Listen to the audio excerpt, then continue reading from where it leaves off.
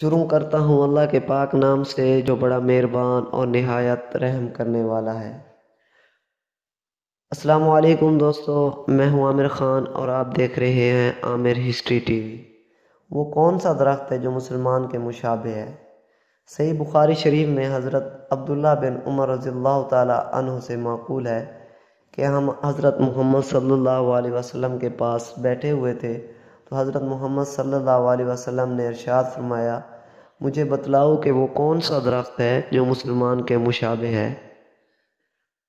تو عبداللہ بن عمر رضی اللہ تعالی عنہ فرماتے ہیں کہ میرے دل میں خیال آیا کہ میں کہہ دوں کہ وہ درخت کھجور کا درخت ہے، لیکن میں نے دیکھا کہ مجلس میں حضرت ابو بکر ہیں، حضرت عمر رضی اللہ تعالی عنہما ہیں، وہ خاموش ہیں، تو میں چپ رہا۔